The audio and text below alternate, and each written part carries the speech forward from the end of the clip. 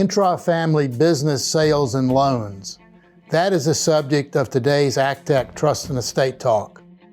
Welcome to ACTEC Trust and Estate Talk from the American College of Trust and Estate Counsel, a professional society of peer-elected trust and estate lawyers in the United States and around the globe. This series offers professionals best practice advice, insights, and commentary on subjects that affect our profession and clients. And now, our ACTEC fellow host with today's topic. This is Birch Douglas of Richmond, Virginia.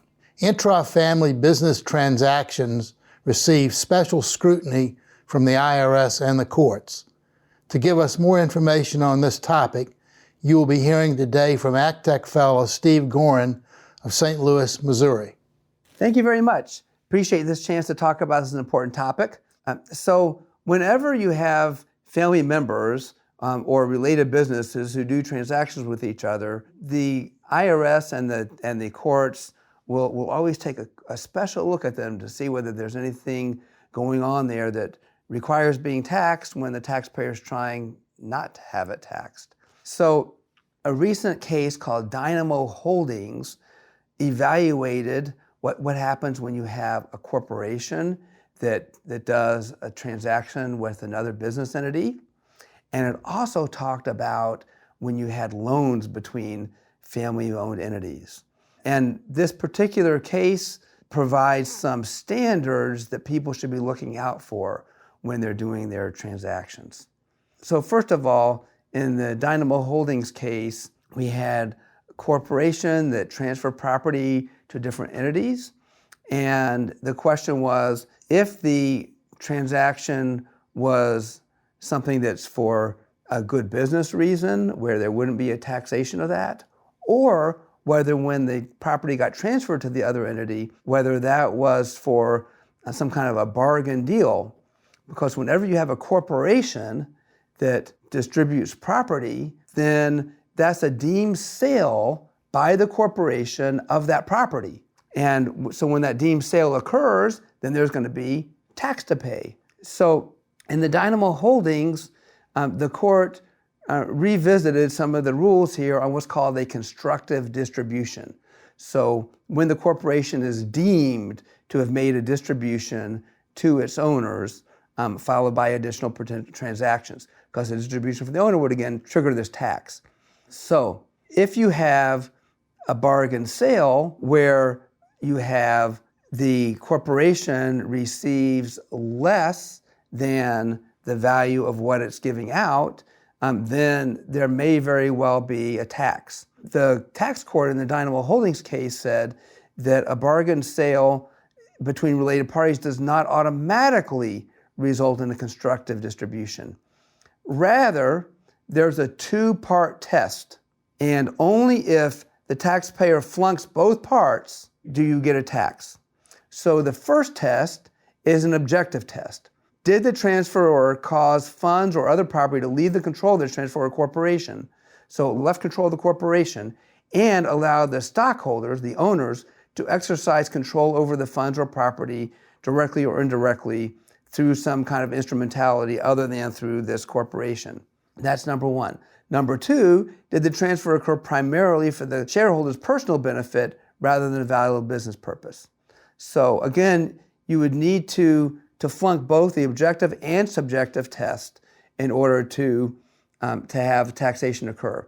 So the objective prong, you ask, first of all, did the transferred funds leave control of the corporation? And did the owners of the corporation somehow control the funds directly or indirectly other than through the corporation? And for the subjective prong, it asked whether the transfer occurred primarily for the benefit of the common shareholder rather than for a valid business purpose. So when you look for the underlying purpose, you're going to look at an objective criterion of the actual primary economic benefit to the shareholders. So even though it's a subjective test, you look to see whether there was an actual benefit to those shareholders. So if the primary purpose is a valid business purpose, then that's not considered to be a shareholder benefit, rather it's considered to be a corporate benefit. On the other hand, if the primary purpose of the transfer is to benefit the shareholder's family, then that's benefiting the shareholder's family, not the corporation. So then that would tend to be bad. So in the Dynamo Holdings case, what happened is they had 4 or 5 different sales for about $200 million, and the transferor corporation didn't get sufficient value back, and they didn't prove that there was a great business purpose for it, and so the taxpayers lost, and there was a deemed sale. And this contrasts to a prior case called Cox Enterprises, where the taxpayer did prove a business purpose and was able to get tens of millions of dollars of value transferred. So you really have to be careful about whether you have one or multiple transactions and really look at the tax court standards. The next aspect of Dynamo Holdings has to do with intrafamily loans.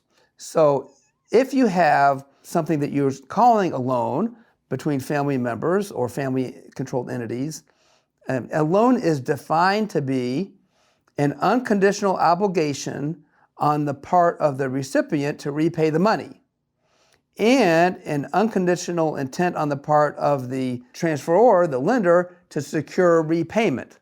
So basically, there has to be no bones about it. You have to have this intent to have the loan repaid and to enforce the repayment. And in the Dynamo Holdings case, they actually had pretty sloppy documentation to begin with. And they went back later on and cleaned up their documentation. But what's really important that happened here is that all of the parties kept their books on a consistent basis. The lender reported the interest income from the loan. The borrowers reported interest expense from their loans. And when they dealt with third parties, they recognized these loans on their books. So as far as they're concerned, it was a valid loan. And these loans actually got repaid, which is probably the most important part in persuading the tax court. And one of the parts that the tax court said is, you really should have your loan documentation. If you do, that's helpful, but you have to have it coupled with the actual performance and the actual treatment as a loan. And if you don't have it perfect, but you do everything the way a loan should be done in terms of the actual conduct of the parties, then we'll overlook some imperfect documentation.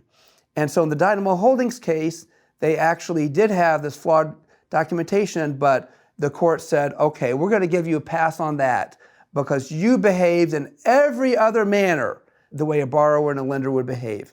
So I hope that this has helped give you some idea on what's going on with intrafamily sales and with loans in this important case. So I hope this is helpful. And just to close with another thought, a tax advisor is somebody who solves a problem you didn't know you had in a way that you don't understand. And I hope that this has shed some light on this and the need to investigate this and make sure that you're not falling into any bad traps. Thank you.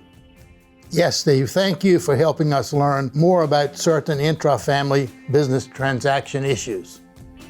Thank you for listening to this episode of ACTEC Trust and Estate Talk, the podcast series about wealth planning matters from the American College of Trust and Estate Counsel. To find an ACTEC lawyer near you, visit actec.org.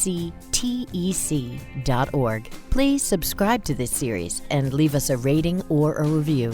Follow us on Facebook and Twitter at ACTEC Talk.